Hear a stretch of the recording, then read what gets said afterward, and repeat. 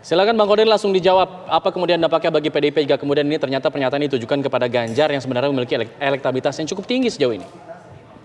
Saya kira pertama tentu dampaknya kepada Mas Ganjar ya, karena Mas Ganjar kan disinyalir sebagai salah satu calon presiden 2024 potensial begitu. Nah, partai yang tersedia bagi Mas Ganjar sebagai kader PDI Perjuangan tentu saja pertama-tama adalah PDI Perjuangan. Apalagi PDI Perjuangan itu kursinya 128, udah bisa maju sendiri tanpa harus berkoalisi dengan partai yang lain. Dengan konflik yang sedalam ini, maka saya kira memang peluangnya sudah habis dan Mas Ganjar ya tentu perlu mempertimbangkan untuk katakanlah maju lewat partai lain begitu sebagai calon presiden.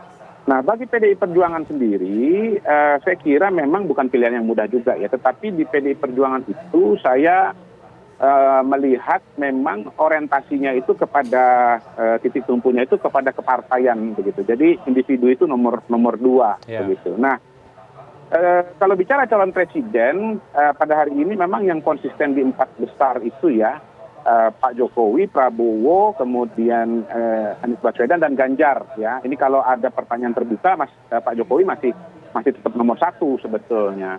Nah, dengan kondisi itu maka pilihannya pada saat ini bagi PDI Perjuangan mungkin ya Mbak Puan maju sebagai wakil, ya, katakanlah sebagai wakilnya Pak Prabowo begitu, karena memang dari berbagai survei kalau saya lihat angkanya memang belum cukup tinggi, atau ya kembali mendukung Pak Jokowi untuk katakanlah periode ketiga walaupun perjalanannya lebih panjang karena tantangannya ada pada amandemen Undang-Undang Dasar 45 begitu. Oke, Mas Arya, tapi sejauh ini sebenarnya hitung-hitungannya seperti apa sih kira-kira calon potensial siapa yang akan diusung dari PDI Perjuangan, termasuk akankah melakukan konvensi seperti yang dilakukan di Amerika Serikat?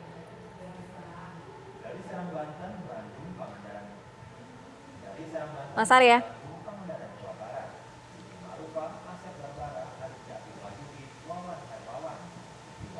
Baik, kita tampaknya masih mencoba kembali menghubungi Mas Arya Bima ya sejauh ini ya.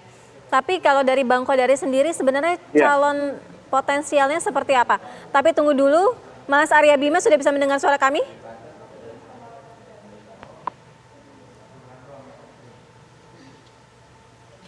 Baik, masih ada masalah komunikasi. Baik, Bang Kodari mungkin bisa ada pandangan mengenai hal ini. Layoutnya seperti apa dari PDIP sendiri?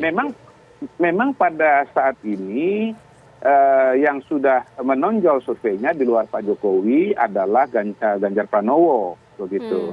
Dan menurut saya memang agak sulit mengharapkan muncul nama baru karena sekali lagi untuk muncul itu sebetulnya kan perlu panggung yang strategis. Panggung yang strategis itu ada 2, pertama kepala daerah, kedua menteri. Nah, kepala daerah itu tidak seluruh provinsi, praktis hanya 4 saja. DKI Jakarta, ya, kemudian Jawa Barat, lalu Jawa Tengah dan Jawa Timur. Jadi pandangan PDI Perjuangan pada hari ini saya kira kalau bicara kepala daerah, mungkin bisa ke misalnya Ridwan Kamil atau misalnya Khofifah begitu.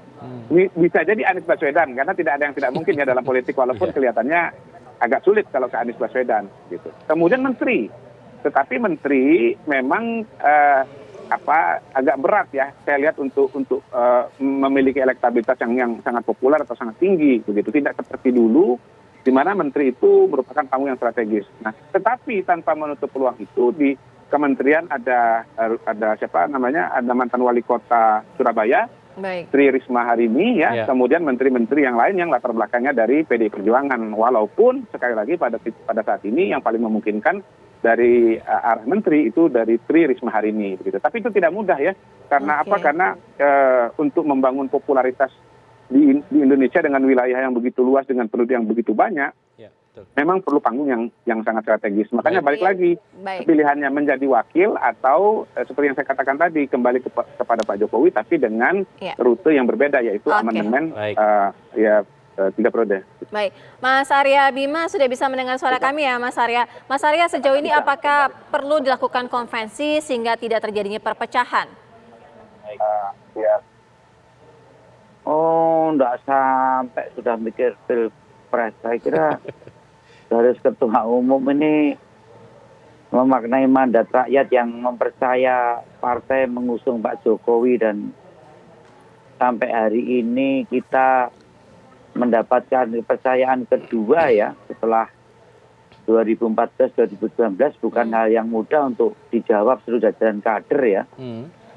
Dan Ibu Ketua Umum selalu perintahkan kepada kita untuk terus-menerus bagaimana memaknai kemenangan ini dengan menjawab berbagai janji-janji kita, baik itu partai maupun Presiden terpilih Pak Jokowi. Jadi terlalu jauh kalau mengkaitkan kondisi saat ini dengan situasi calon presiden 2024 itu yang pertama. Yang kedua, untuk mekanisme mencari jago, ini kan bukan jago ketua RT atau ketua RW ya, atau pemilihan lurah ya, ini kan ngurus satu skup masalah yang wilayahnya yang luas dengan 270 juta penduduk Indonesia ya. Saya kira mekanisme partai dan Ibu Ketua Umum sebagai pengambil keputusan tertinggi di partai sudah cukup berpengalaman bagaimana persoalan bangsa ini ke depan itu akhirnya ditentukan oleh partai politik mengusung calon kandidat presidennya, yang mana calon presiden ini harus tidak hanya sekedar menang tapi menjawab persoalan-persoalan bangsa yang paling faktual maupun menjaga ideologi NKRI Pancasila yang itu tidak mudah dalam era saat ini. Jadi menurut saya jangan terlalu dikait-kaitkan untuk masalah-masalah semacam ini, karena memang partai politik seperti PDI Perjuangan sudah mempunyai tradisi untuk menjaring, menentukan pilihan. Baik. Dari yang pilihan itu menghasilkan kemenangan sampai juga kita pada posisi kalah di Pilpres. Jadi Baik, Mas Arya. setiap kader tahu kok, Ganjar, saya, Mas Pacul, Mbak Puan tahu kok kalau di PD ini tidak bisa seenaknya dewe tahu kok ya. Ada baik. garis partai yang Ada garis partai yang dipatuhi, harus dipatuhi, betul. baik yang garis itu jelas maupun garis yang remang-remang tidak jelas gitu kan. Baik. Saya kira Baik. ini semua paham kok ya. Mana yang kadang Oke, Mas Arya.